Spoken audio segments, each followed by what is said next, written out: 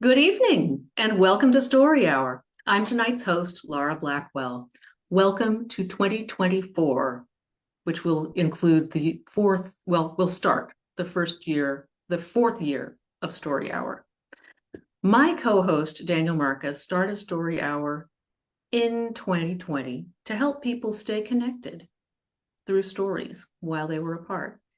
And it's just been so great. We've been coming back every Wednesday, bringing in new writers all the time, bringing back some of our favorites. And so many people have been a part of this at this point. It's been over 250 writers we've had reading for us. SIFWA has given us a grant to help keep things going. Thank you very much, SIFWA. And it's the same format tonight. We've got two wonderful writers, and we're featuring a few of their favorite nonprofits. Tonight's readers are current favorite Shaenon K. Garrity and your new favorite, Osahon Ize-Iyamu. If you can, please learn about and consider donating to tonight's featured nonprofits, the Cartoon Art Museum and the Initiative for Equal Rights. Shaenon K. Garrity is reading for the Cartoon Art Museum.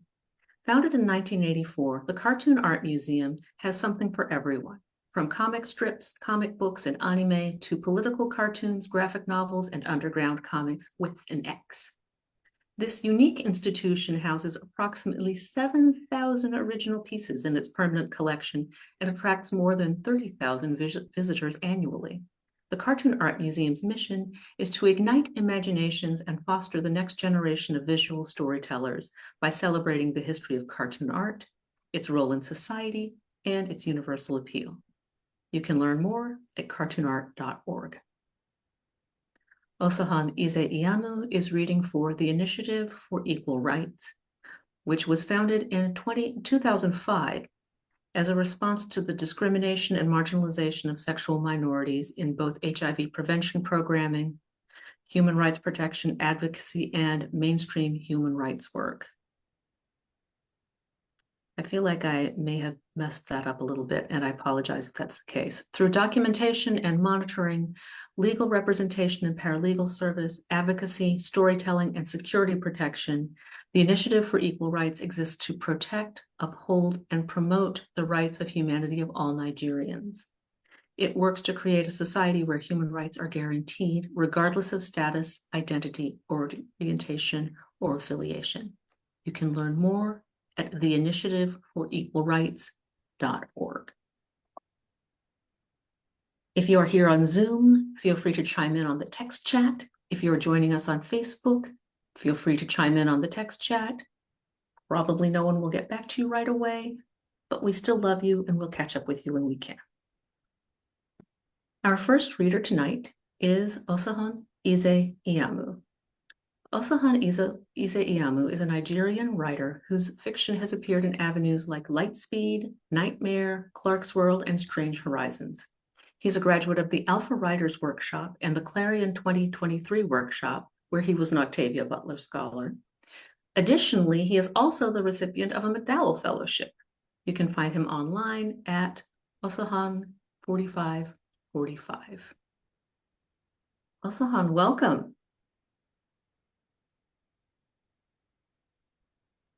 I may have told you to mute earlier, and if I did, please unmute now, Osahon.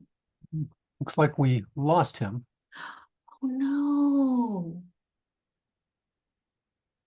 If we return. Oh no. Oh no.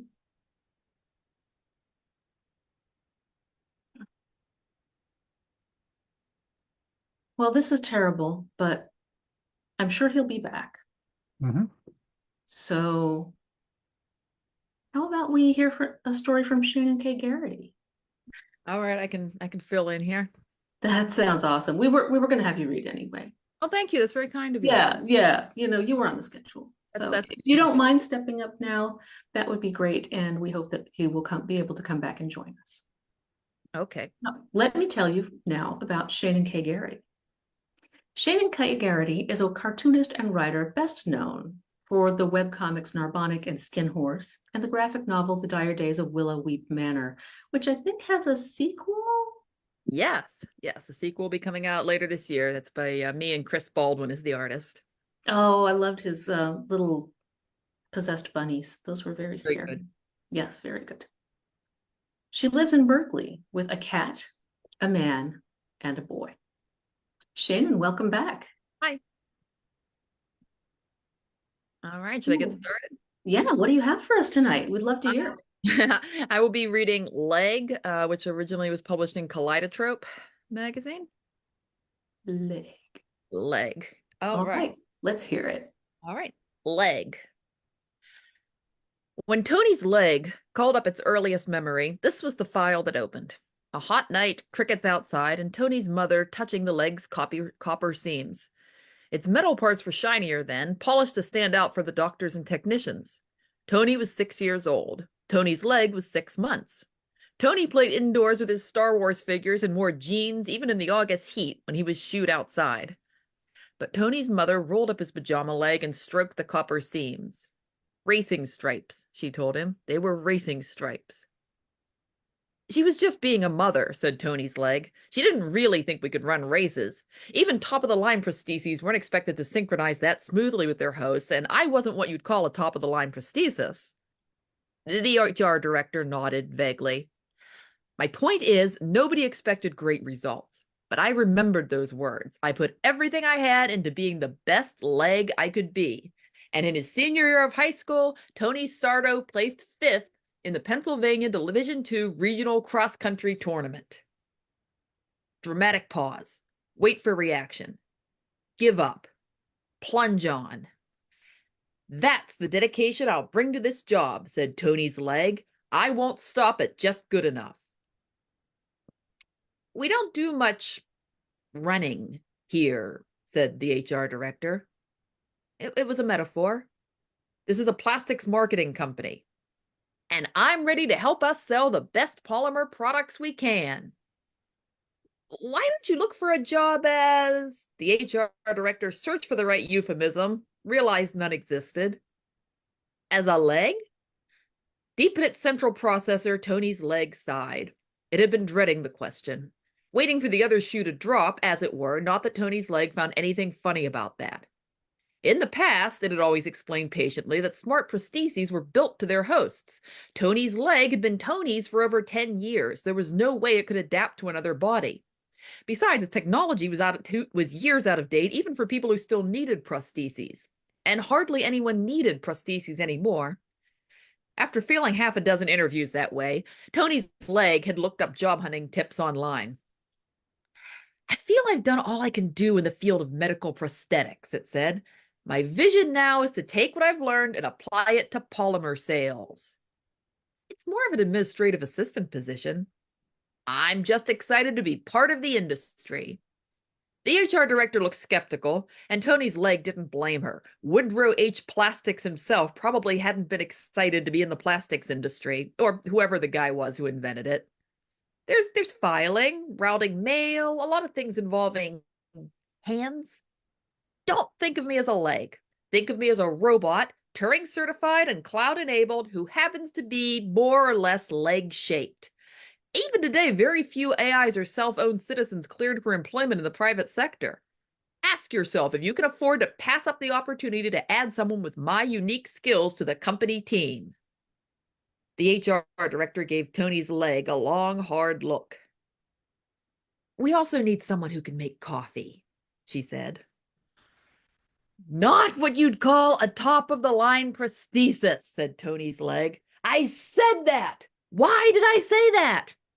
Hush, said Joey. I came right out and told her I was a discount model 10 years out of date. Closer to 15, muttered Joe. Do I hate myself? Do I not want to work? So we've learned a lesson, said Joey. Next time, we don't tell our employers our technical specs. Let's go out. I can't survive another ironic drag club, said Tony's leg. What drag club? We're going to this Bangara dance place Joe found. Here, I'll help you change into a jean. Tony's leg hopped off to its room. I can do it myself. Smart of them. They knew Tony's leg would get ready just to prove it could. A knee-jerk reaction, said the little voice in its processor. Not funny. But why not humor them? They'd earned it. Joe was one of the medical technicians who'd worked with Tony, and when Tony and his leg had parted, Joe had offered Tony's leg a spare room. The Joes didn't make a peep when Tony's leg was late with the rent, as it usually was. They invited it out, introduced it to people. Even so, Tony's leg could only take so much of the Bangara Club. It was a forest of legs. Tony's leg was an excellent dancer, another thing the doctors had never thought Tony would be able to do. But not here, not with all the hipsters staring. You know what you need, Joe shouted over the music. A name. You say that all the time. If only for the job hunt, you can't expect employers to see you as an individual if you call yourself Tony's leg. They can use my serial number. What would you think if I named myself after Joey? You'd be creeped out. You two already have the same name. I know, it's adorable. The crowd belched Joey up. He grabbed Joe. They tumbled off together, dancing badly and happily. Tony's leg found its way out into the cold night air. It checked its phone node. 3 voicemails from Tony unplayed. He probably wanted to send money again. Tony's leg didn't want his money. A tap on the thigh made Tony's leg spin around. Having a good time? Said an arm. It waved. Tony's leg had never met other prostheses outside of medical facilities, where they were usually attached to bodies. A single arm hanging out at a curb looked no more bizarre than a single leg, probably. Tony's leg decided to play it cool. I was on my way out. Same here. Let's get a drink. The arm called itself Dennis.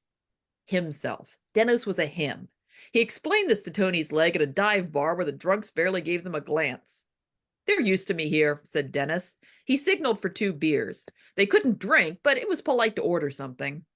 Tony's leg found itself rambling about the job search. Dennis brought his fist down with a thud. They custom build you for a job, and as soon as it's done, they throw you out on your whatever you got. You try applying for another host? I don't want another host. Don't bother. Nobody's looking. Dennis drummed his fingers on the bar. You're a right leg, yeah? Yeah. Your guy was what, 5'9", 5'10"? 5'10", yeah. The beers arrived. Let me invite you to a meeting this Sunday. So, who met someone last night? Said Joe. It was a friendly meetup. It's a friendly meetup, that's all. And for a friendly meetup, we're at Barney's shopping for new pants.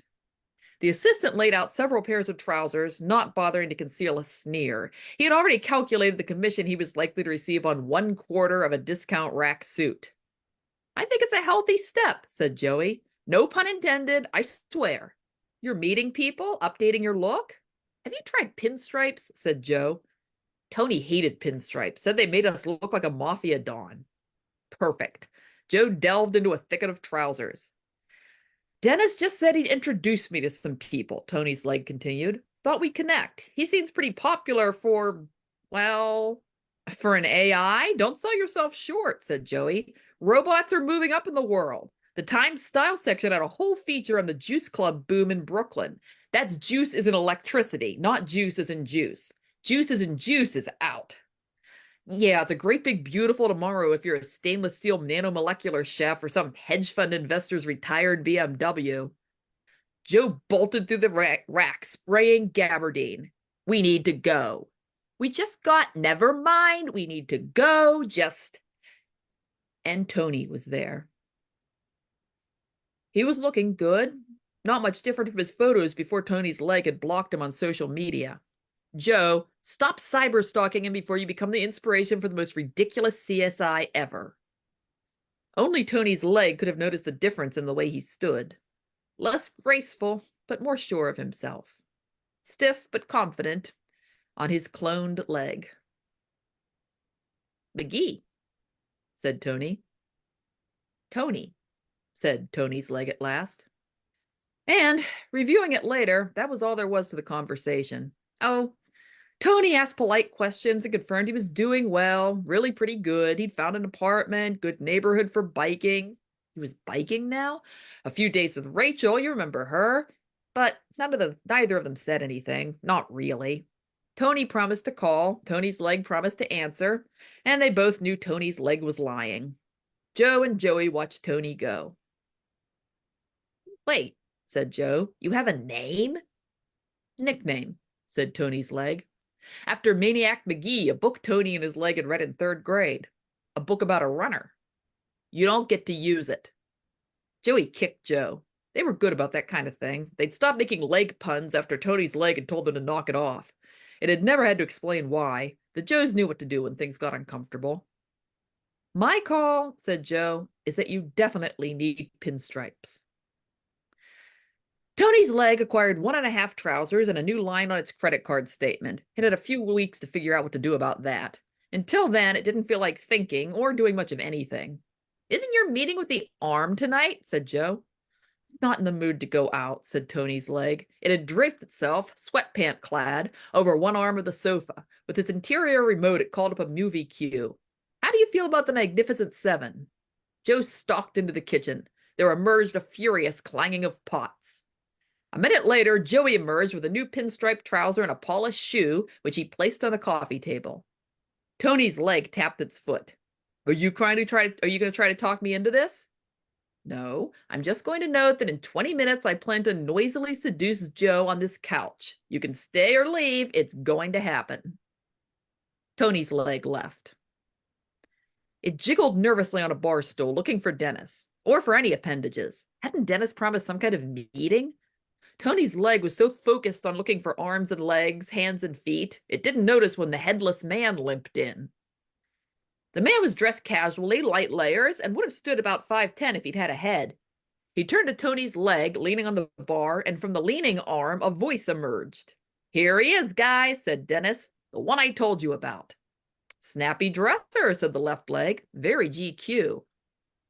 There were 5 of them so far. 2 arms, a left leg, an artificial heart and lung, and we've been chatting online with some eyeballs, but we need to build a head apparatus first, Dennis explained. We might audition a few pairs and set up rotating shifts. Lot of lonely eyeballs out there, sighed the heart. What do you call yourselves? Said Tony's leg, surprised that this was its first question. We'll put up to a vote once we get the core membership established, said Dennis. I'm pushing for Carl, said the left leg. You can call me 6, by the way. First digit of my serial number. Mine too. What a coincidence. We must be same generation. Assuming you're Gresham Instruments? Dennis tapped the bar meaningfully. Thing is, with you on board, we've got core membership. We can still take on new organs, he added hastily, but our right leg is the last essential part. He's not kidding about essential, said 6. You know how hard it is to get around with a traditional prosthesis? I don't know how humans survived without us. They survive fine without us now, said the left arm, speaking up for the first time. Cutting edge to obsolete in a generation. Can we cut the downer talk? Said 6. Dennis leapt in. So what do you say? Are you ready to be part of something again? Tony's leg looked at the makeshift body up and down. In its compiler, it tried out the name. Carl's leg. It didn't fit, but nothing fit right anymore. I'm in, it said. 6 weeks later, Carl, no last name, started work at a small publishing house. He looked through the rows of cubicles with a sure step, circulating proofs. At meetings, he was never distracted by laptop or smartphone. He told bad jokes haltingly. He was a startlingly fast typist. He didn't tell anyone outside the HR department that he was artificial, but it was clear from his uncanny valley face, his eyes that changed color from day to day, the way he sometimes spoke from places other than his mouth. People got used to him. And he was well read, as much as 5 or 6 people, in fact, which was enough to win over most of the editorial staff. Inside Carl's khaki trouser, Tony's leg was discovering a new kind of bond.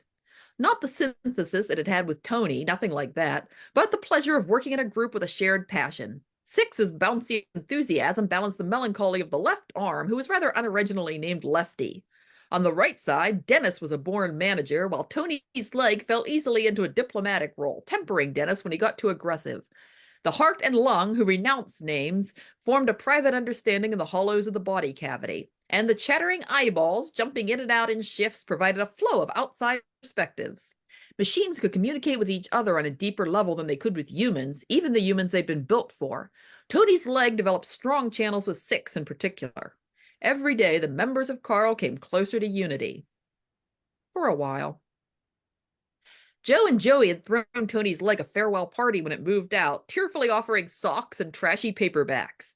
From time to time, they visited Carl in his apartment with its empty kitchen and shelves of clashing knickknacks, watercolors, baseball bobbleheads, snow globes. The visits didn't last long. It was hard to talk to the Joes through Carl. Instead, Carl went drinking and had long conversations with people who always seemed to be in investment or banking or brokering, something with money. As he talked, Carl's feet shuffled and his legs agreed they were bored. Six would rather have been discussing Haruki Murakami back at the publishing house, and Tony's leg, it would always be Tony's leg, it was starting to believe, didn't know what it wanted, but it wasn't these people.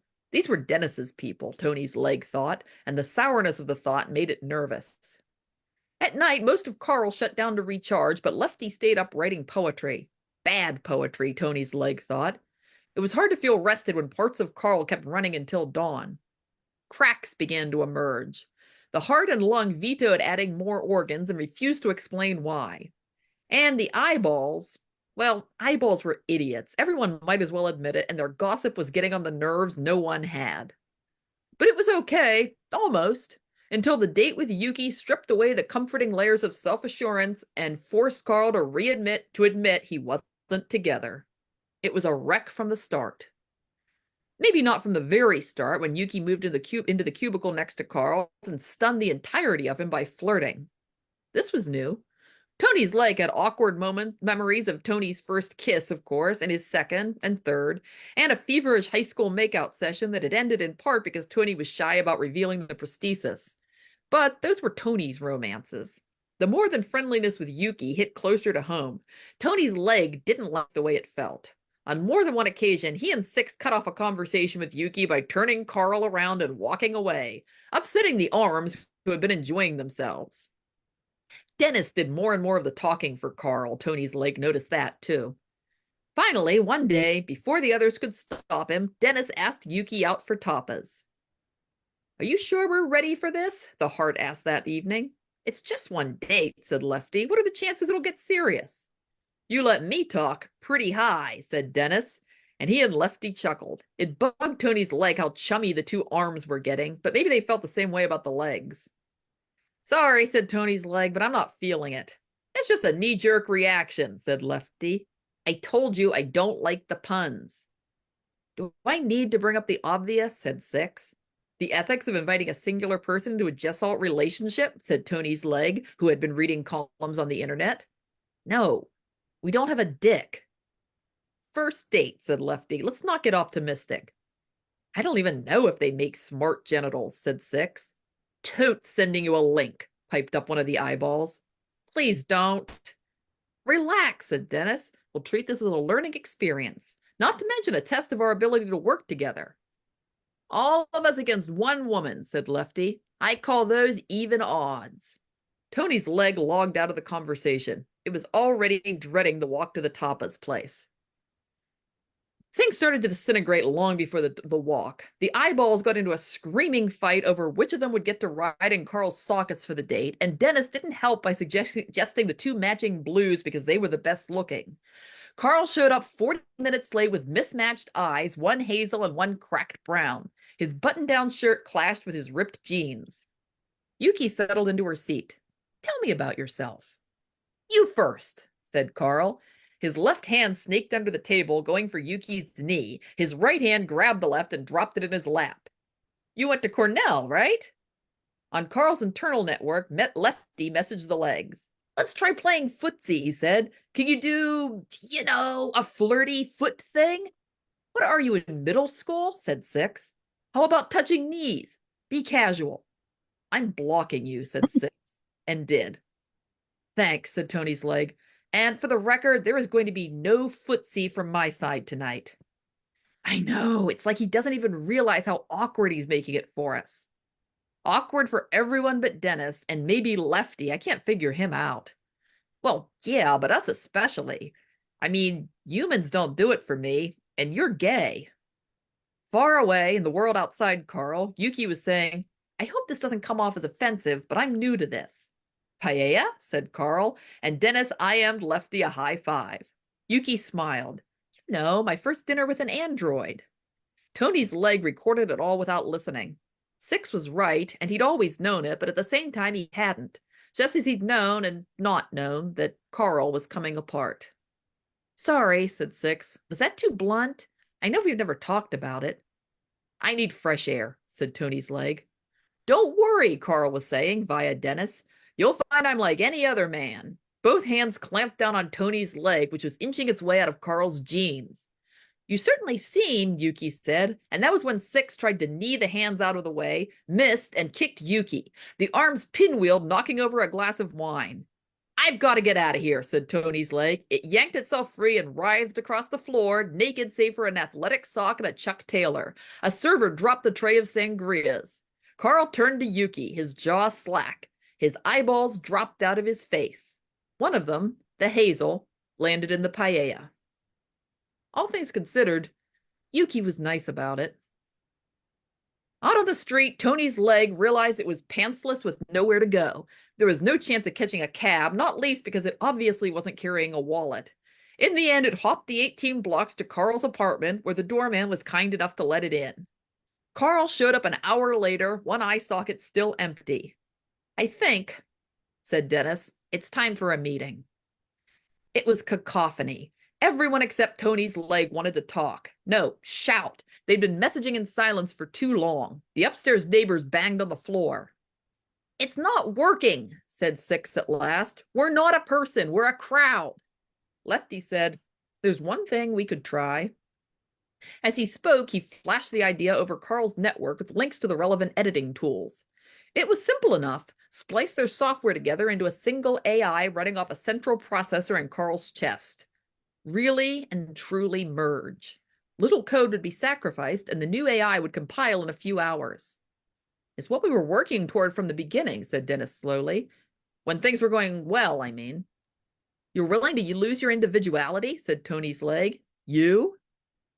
If that's the logical conclusion of the Carl project, it could be an amazing experience. A true Jessel would be far greater than the sum of our parts. We could write a hell of a memoir, said Lefty. Tony's leg hopped off the sofa. Not with me. I'm out too, said one of the eyeballs, but nobody cared. Remember how lost you were when I found you, said Dennis. How hopeless? Is that what you all thought of me? Of course not, said Six. I think that way about the whole group, said Lefty. Don't go, said Six. Tony's leg turned. I'm staying, said Six. I think Lefty's right. What a terrible, unintentional pun, thought Tony's leg. Well, said Dennis, are you going to be just a leg for the rest of your life? Tony was halfway through an espresso when the unoccupied chair at the cafe table skidded aside. Into the empty chair jumped Tony's leg. I was in the neighborhood, said Tony's leg, and I saw you sitting here, and I thought... What did you think? Well, I thought I'd better leg it over here. Tony wasn't the smiling type, but his eyes glinted. Get your foot in the door? I was afraid last time I came off as a bit of a heel. If this is a challenge, let me warn you, I'm ready to go toe to toe. I'll get a kick out of you watching you try. Don't worry, I'm having a ball. There was a pause. Ball of the foot? Said Tony. Tony's legs sighed. I haven't done this in a while. You always loved the pun challenge, though, didn't you? I did, said Tony's leg. So, how are you doing, really? Really? I'm an antique limb with no decent dress shoes and 8 weeks at a publishing house on my resume. I'm fine. I'm getting a croissant. You want a croissant? You know I don't eat. You want to watch me eat 2 croissants? That sounds good. Later, after Joe and Joey picked him up, Tony's leg told them, I think you should know that from now on, I'm a him. A him? Said Joey. Instead of an it. We've always called you him. Really? I never noticed. What doesn't often address people in the third person, said Joey. That's grammar. Don't you work in publishing? Also, said Tony's leg, I need a name. Aristotle, said Joe, who'd clearly been saving it up. Give me a lever and a place to stand, and I shall move the world. I'm not calling myself Aristotle. But you're going out with us tonight? Nothing trendy. I see 1 ankle tattoo. We're out of there. Promise. Race you there, said Tony's leg. The end.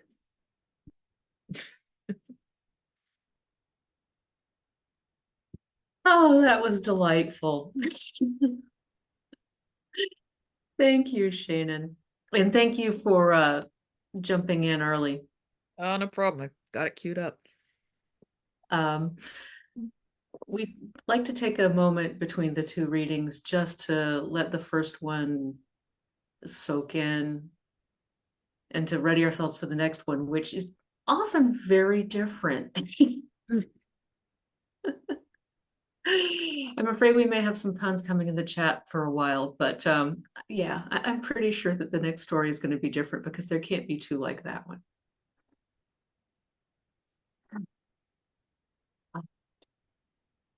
So our next reader tonight is Osahon Ize-Iyamu.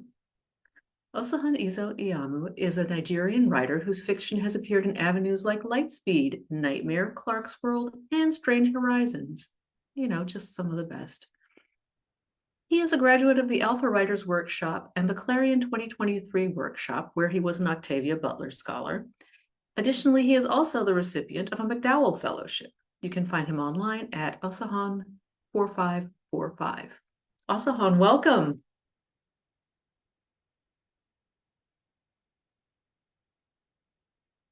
I think you may still be muted.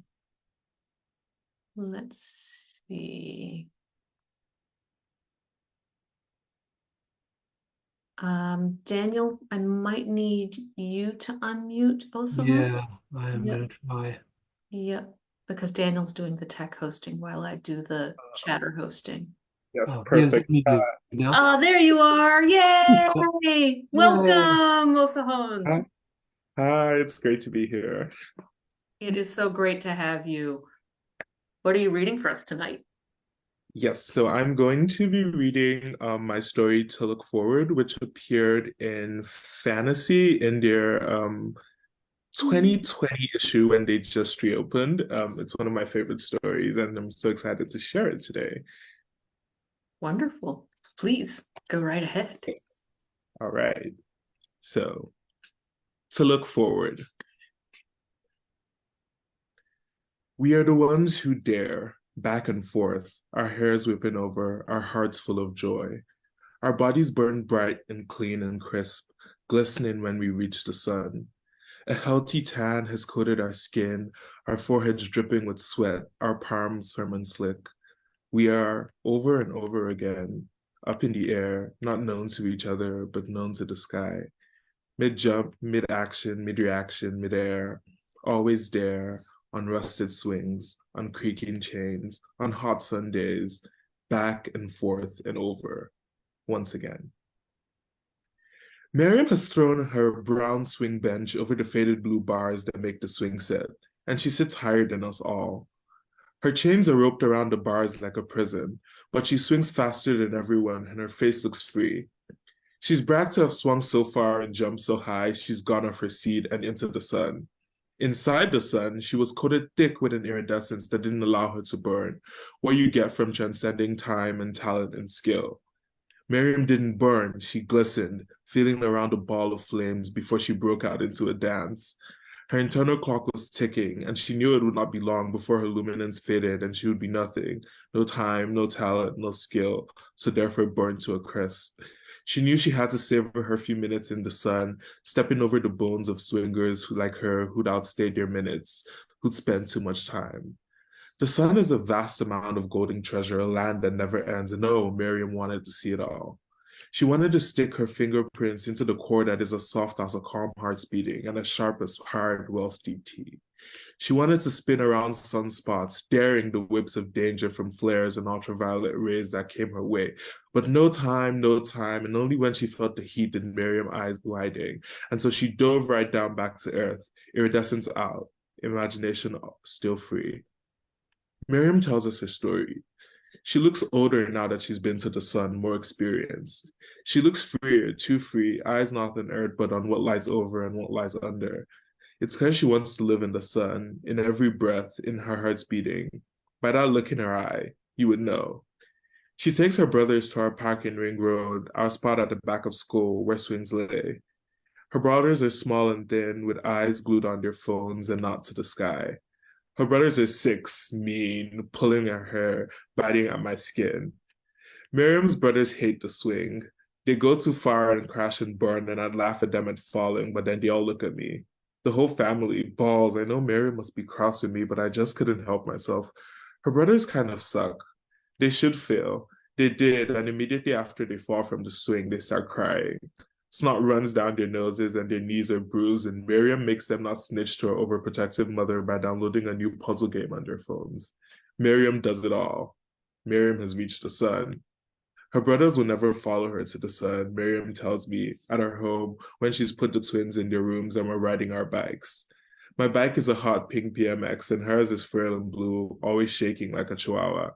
Our bikes will never be the same as swings, will never be as easy as that back and forth to us, that over and over again towards the sun, but still, we like the exhilaration once more, hearts pounding, full of thrill, palms firm but slick. She says it with a sadness that only to the sun will she go alone, not with her family, her loves. Miriam says she has to sever all ties with Earth, never call and go the distance. Miriam is swinging towards a destination, a future all figured out, all while I can't even answer my mom when she holds the senior school forum that asks, science or social science? Science or social science? But one or the other. And then there's art, but I could never do that because ultimately those are for people with stories between their fingers and wind that are special. Sometimes I wonder if Miriam has forgotten about me in all her adventures. I wonder to myself if I am just her soap dispenser, her coat rack, her hand towel, good for use in this case discussion, then when needed, forever in a state of disuse. Science or social science? My mom asked me for the first time a month ago, suddenly, when I entered the car. It was after I'd finished swinging at our school's playground and I felt so out of place. It was just after a bad French revision class at school and after accidentally tripping on the broken staircase near our class, falling to the ground, which made everyone notice me. It was after my friends told me stories of their adventures while we were all on swings and I had none of my own to tell, no legacies to keep. My mother waited for an answer, and in response, my iridescence died. Small as it was, it went away for a moment, and I was left with only the cold that comes right after the rain. Well? She asked, looking at me from the driver's seat while fear filled within me. It was too soon and too great an ask. I'd been ignoring the signs of junior school graduation all this time, but now my mother had brought it to the surface. She'd brought the glaring question to life. Science or social science? I can imagine myself in all of these worlds. I pass in the classes, I ace all their subjects, I know them all. Science, where I can join Miriam and Funke in their knowledge, where I can do research and laboratory work, excelling in the knowledge of this work. Social science, where I can pass and I could begin to understand the economics of this world, the opportunity costs and hard choices. And art, where I can try to join Ibuka and his wildness and creativity, where I can try to listen to the stories of the earth, but what that cannot offer me when I can't do anything creative or special. These choices, they make my life, my future, what I will learn, where I will go. So how does one even decide? How does one even grow up? I don't know. I can't. Ebuka is a grandmaster showman, stunts midair, kisses to the crowd. Who will watch him do his death-defying sequences at the back of school when he's supposed to be in class, or at the smallest park on the busiest road? Nobody, except us, while we swing still, while Ibuka goes high and throws himself into a pose midair, landed crooked but not bad enough to fall, while Ibuka stands on top of a creaking swing and up he goes. His clothes are always stained with dust and dirt and mud and blood, but with that glowing smile of his, you could never tell. Ibuka always cages his iridescence inside jars and gels, rubs his talon on his palms and throws said shine into his airs. His afro runs wild but with a calculated practicality, hairstyles that all the boys in my class go ooh and ah when he goes. Ibuka has kneeled down so many times in school, in the principal's office, in the auditorium, in the halls. He has been threatened with suspension for skipping classes for hair that grows too long. He has been humiliated, insulted, despised, spat on. They can stay pissed. His iridescence enters him through his hair, nice and slick, and then all through his body. When he swings and laughs and gyres all with his radiant hair, his brightness can't contain him, and so he explodes into pieces. He's gored in dust and light like the sun, and then Ibuka travels. His arms have gone to the north, legs to the south, teeth to the west. The dust that are his arms have waved to us from America like a holiday postcard, and his teeth dust have bitten into donuts in America.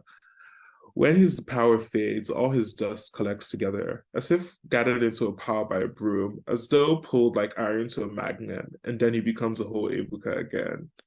Ibuka always says swinging is not the end game, just a practice stage. He has eyes in acrobatics, the Olympics, the dance halls of the century, while his father has eyes on Ibuka becoming the CEO of his corporation, all in due time.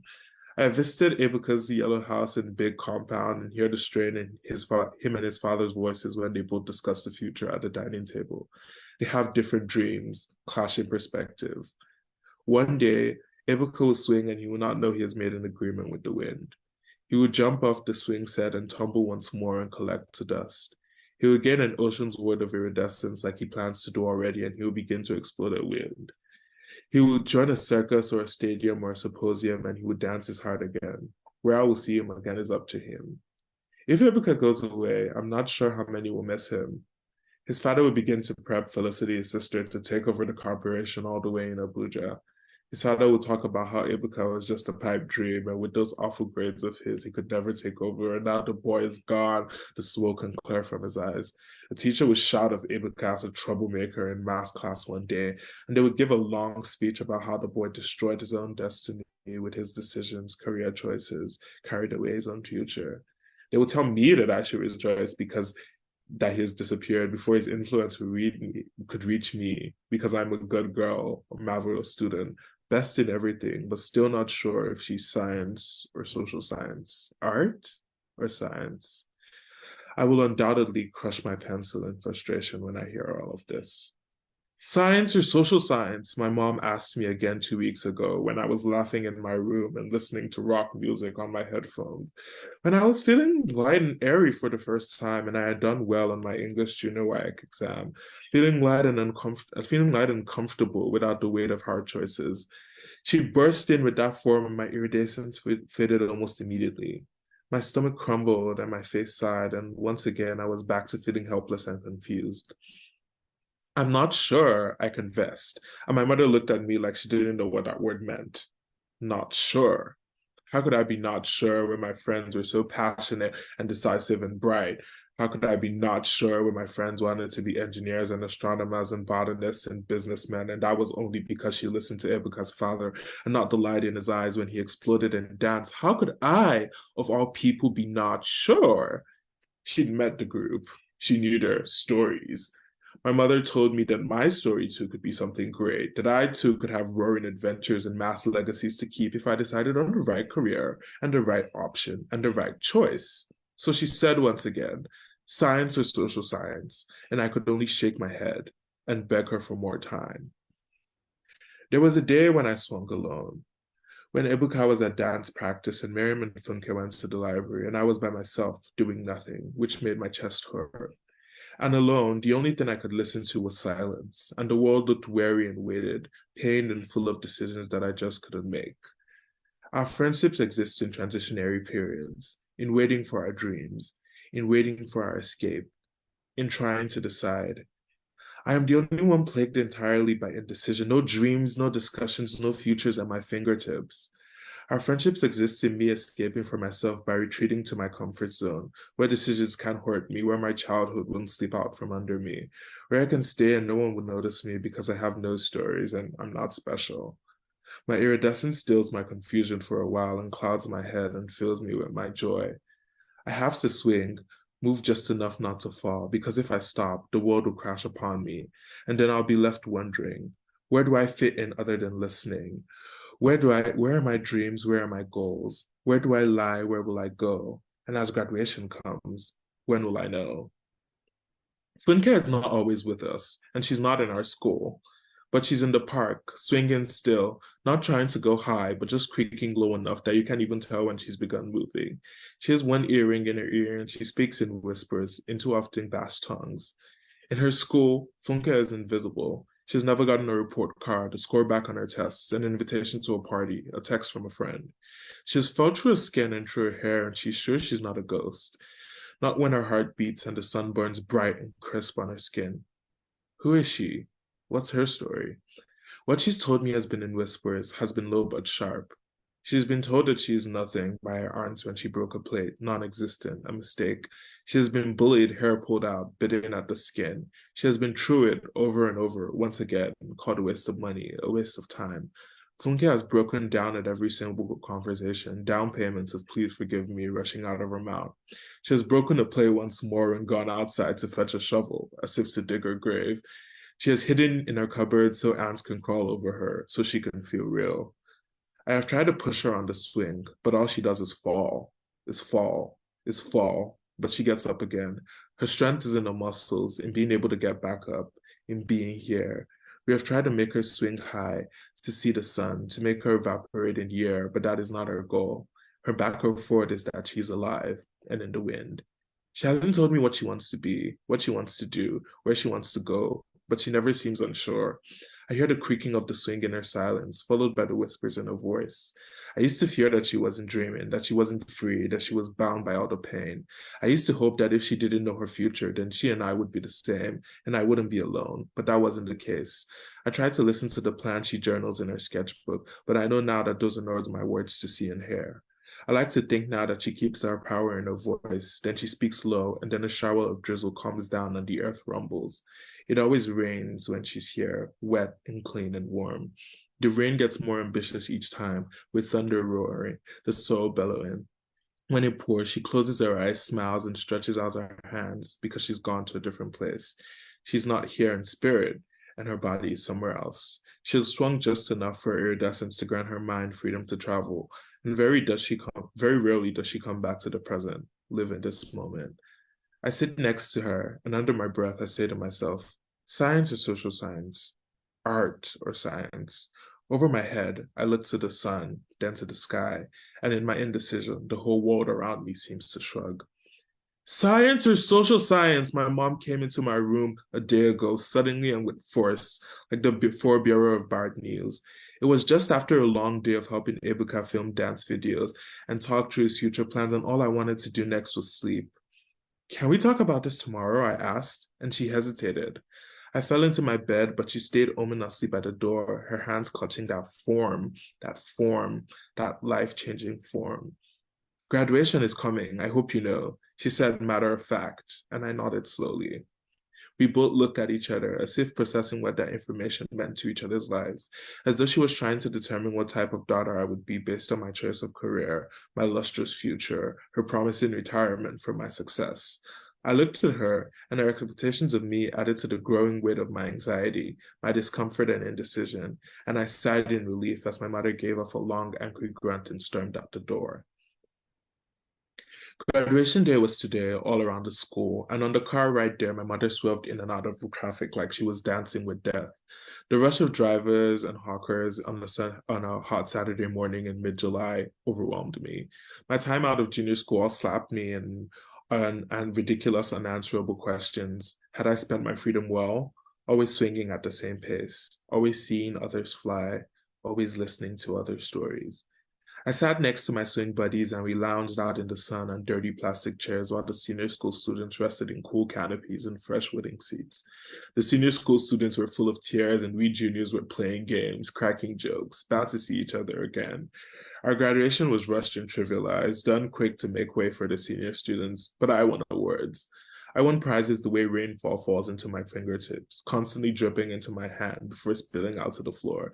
Best student in English, in maths, in business studies. The attention unnerved me. Cameras flashed around me that I tried to avoid, and sweaty cameramen were even quicker to throw me their bill and ask my mother to pay. My sister's physics teacher said she hoped to see me in science, and I gave a vague answer. My brother's old account teacher said he hoped to see me in social science, and I just shrugged.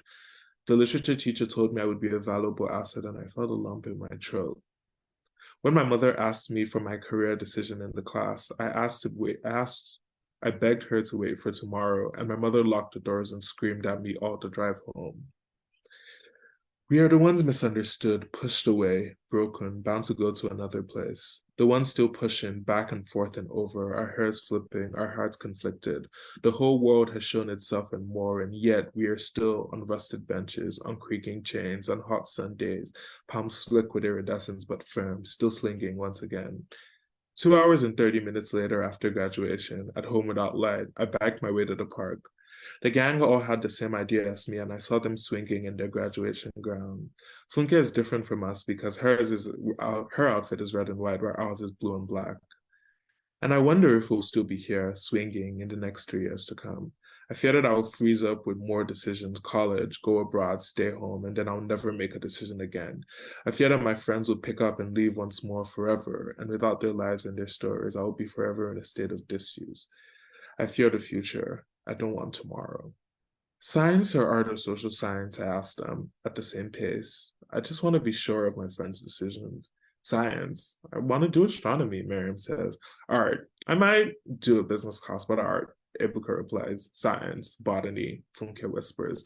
All figured out, huh? I say to myself, and for the first time ever, my pace slows. What should we do this vacation period? I asked, mostly to disguise myself. Us? I kind of want to start off this holiday in a big way. Miriam speaks, and the others nod, her voice fast over the wind building up around her as she goes higher and higher. This is the start of such a new thing, and we just have 3 more years to go. It's time to fly while I still can. Before I can even object to their plans to exclude me, they've already begun moving. Miriam has been building up her iridescence for a month and now swings into the sun again. She lifts up like the storm when the wind rises. She glows around the edges. She's an outline of perfection. She's the rubber band thrown in one hand and shot across the room. She's like a catapult flung away till she's just a speck in the galaxy, a cloud over Earth. Ibuka has tumbled and separated, dissociated, and he is Ibuka no more. He is not here, but back again, if there ever existed two planes of existence. He will wave to us from Siberia and smile through white teeth in Fiji, and collect once more to be Ibuka again. Funke has filled the sky with rain, the ground tumbling, a plant growing. She too is here no more, and even if I snap my fingers, I wouldn't reach her. When she rain stops, I may say hello to her in this reality, and she may whisper in response, swinging low to build up iridescence once again. I sit next to her while rain goes down my legs and to my eyes and into my hands like water to drink, then out again. Altogether, Miriam's sun shines brighter, glorious, and beautiful. Ibuka's wind dances with leaves and dust and dandelions, whipping close to me. Funke's rain falls around me, wet and clean and warm, like I am being washed away, all together as one. As nature unknown to each other, my friend have made this world something beautiful, a place I want to live in, love in, cry in. My friends together, creating something amazing, but without me. I am left alone. I am left to wonder, to watch, to listen, to look up. But is that such a bad thing? Where do I fit in? What is the nature of my iridescence? Where does it lie? Where does it go? Where do I break? And I think I've always known where I'm meant to be. I am at my current place still, though I almost feel slower, like the wind is stopping me. I feel alone, like I will sit here forever in all my indecisions and non-adventures, that I will become a statue of lost time and old years because of what I've heard from my teachers, because of what I've been told from my mother, because of what is expected of me. Is this enough? My power still glows, small as it is, but am I doing this right? Is this how I want to live my life, just stuck? I bite my teeth and press my legs together, all through the rain. I pray and pray and pray in my head and hold on tighter to the rusted chain. I shift the weight my butt has made in the swing bench, and I just feel so very different. Then I push myself all the way back, then move forward. I fall, tumbling, face first into land, bruising my knee. I curse under my breath. Then I get back up again and back onto the swing. I lift myself, my legs, my breath, then charge into the sky. My heart beats faster when the wind breaks and I am out of my current pace, my comfort zone. I feel a thrill once again, something I've heard in stories but never heard for myself. My iridescence glows so fly, I fear that I'll catch a flame. I fear that I'll just never stop shining and everyone will notice me and I'll go too far out of my comfort zone, which will make my mother shout at me, but maybe that's a good thing. Maybe it's a good thing to steal the spotlight, like my friends too. Maybe it's my time now. My graduation hat sweeps off into the air and I'm launched into the sky and burned into the wind. I go higher than I ever thought possible and I choose what I've always known, art. and my swing finally breaks under me. Art, because there's nothing wrong with my role as a listener, and I can still have power and I can still have a voice. Art, because the world is still a blank canvas for my own stories to tell, my legacies to keep, now that I'm free from the comfort holding me. Art, because even though my mother will rage, even though she will cry and come knocking on my door and come begging me for a reasonable decision, for a story that she liked, this is what I want. This is what I desire. This is what I need to do, to listen to the words of others, to build off it, to build stories. My iridescence leaves me breathless and I don't know where to go. Where am I supposed to do? Where am I supposed to be now that I've realized what I want to do?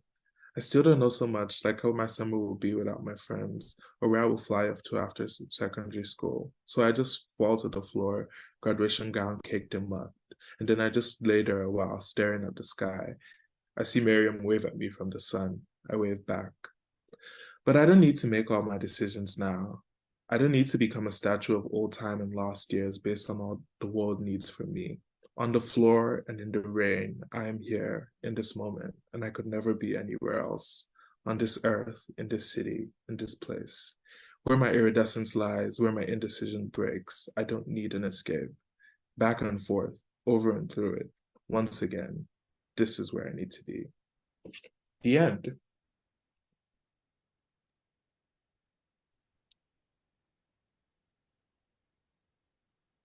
Lovely. What a wonderful way to start the year. Indeed. Thank you both so much. Wonderful work. And it's so funny, isn't it? Because in style and tone, those two stories could not be more different. But they both And yet, talked about the importance of finding a place, of making a place for the self. Oh, what a beautiful thing. We're the luckiest people, Daniel. We really are. mm, Ah. Well, I feel that 2024 has gotten off to a wonderful start. Next week is going to be completely different. We're going to have two of the best known horror writers who started out in Grand Forks, North Dakota. That would be Angela Sylvain and me. As always, I recommend checking storyhour2020.com the day of the reading for any announcements or changes. And, storyhour2020.com is a pretty useful little site because it will tell you the next few weeks, sometimes more. And you can go ahead and block out some of your Wednesdays. But, if you can't block out your Wednesdays, if that's actually early Thursday morning to you or something, then you know what? You can always catch up on any story hours you may have missed on Facebook later. In fact, you can watch this one as many times as you want, and I plan to give it another one, at least. Osahon and Shaenon, thank you so much for sharing these stories with us tonight. Yeah, sure. Thank you to our founder, Daniel Marcus, without whom literally none of us would be here tonight. And thank you to all of you who are joining us tonight here in the Zoom, later on the Facebook recording, wherever you are in the world, because as long as you're here enjoying these stories with us, we're all in the same story hour. Welcome to 2024, and good night.